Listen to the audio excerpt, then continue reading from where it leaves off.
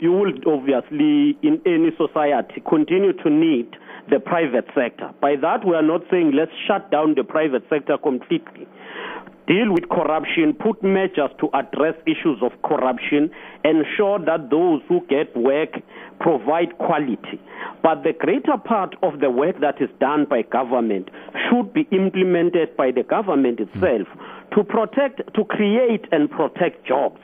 There are many people whose life is being obliterated by unemployment. You go to townships, you go to rural areas, from the morning till late, you find people, they are just around, not working. Now, we believe that that capacity should also be in line with an intention of creating jobs, in particular labor absorption. There are unskilled people, and this proposal, it's not new. You will know that the apartheid regime ring-fenced some jobs previously for whites who were unskilled. And that's why we say, let us go to that route of protecting and ring-fence some jobs and create jobs for our people, especially the unskilled labor. But of course, the assumption or the premise here is that the so-called tenderpreneurship is not creating these jobs. Yes, it is not, because those who are involved will look for maximum profit instead of creating jobs. All right. Let me bring you in then, Dr. Mazwai. What are your thoughts on this and the role that tenders have played in creating new entrepreneurs? I'm not going to say tenderpreneurs at the moment, but entrepreneurs. Well, I think that here we've got a problem of having a specific diagnosis and then the solution is something else, because. In the first place, I think that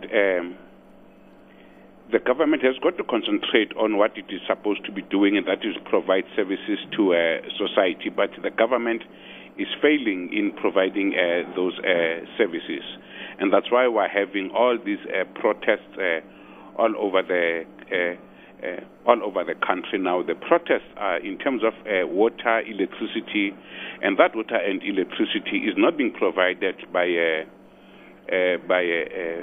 external suppliers. It's supposed to be. It is being provided by the government itself, and because it does not have the capacity, it has certain problems. It has not been able to meet the expectations of the people in providing these services.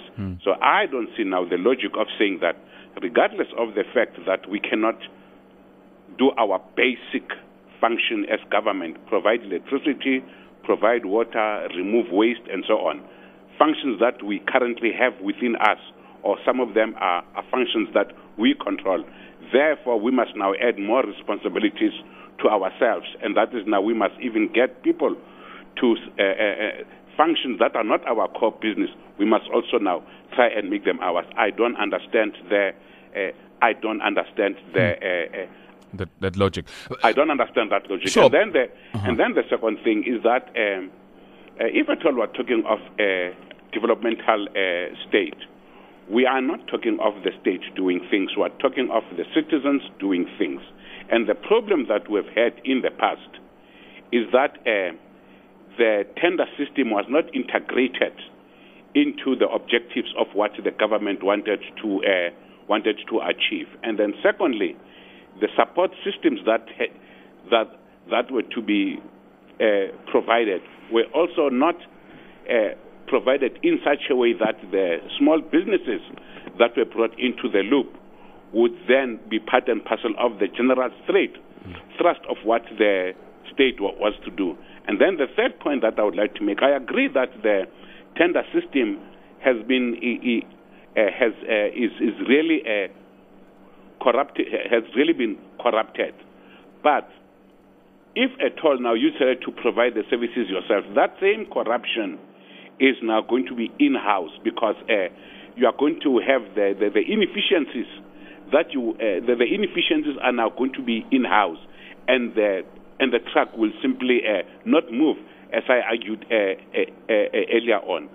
The solution that I would like to propose, because I've done an analysis on the small business strategy of our country, is that we have not had a clear plan ever since we had our conference in 1995 on the development and promotion of small business. We have not said how far did you go, what did we do, and what did we not do.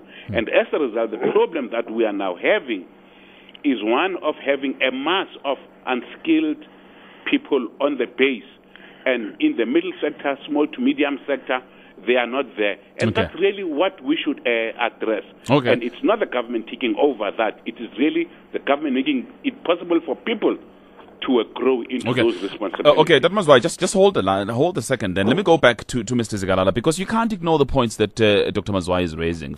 Starting with the fact that government's responsibility, core responsibility, service delivery. Government is failing even at that level. How much more than if you add tender system? No, I wouldn't want to take a blanket approach that says government is failing. There have been services provided even in rural areas where the government have provided water, electricity, and there are efforts that are still ongoing. So the generalization and say that says that government is failing, I don't know. I will not want to. All right. Let's be fair. Let's be fair and say government is buckling. There's pressure. Let's say government is facing a lot of pressure. Yes. We must agree that the government is doing something, but it is not yet enough. I think that's a fair point. But let's then say government is facing that much pressure. How much more pressure do you want to pile on? Let's come on that point. Let's say the government must provide water. It must provide electricity. In doing that, in most cases, it outsources and get people to do that. Even water, it sometimes outsources. And that's what we are saying, it must be done internally, build the capacity of the state.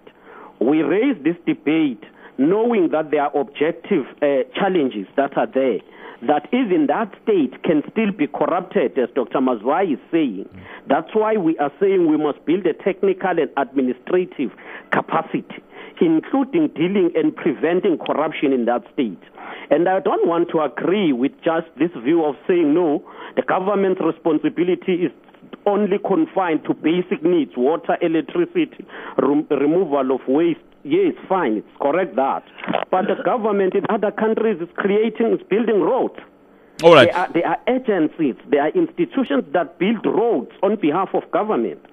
That's interesting, because that's the point I would like to bring Dawie Roodt on, to do a comparative analysis then, Dawie Roodt, if you may. Very good morning, by the way. Thanks for joining us. Do that comparative analysis then. Other countries, how do they deal with the tenders? Good morning, and thanks, Kolani. Maybe just one or two comments before I get to that. Yeah. And it really depends on where you are, because certain countries, like, for example, European countries, are pretty much socialist in their approach.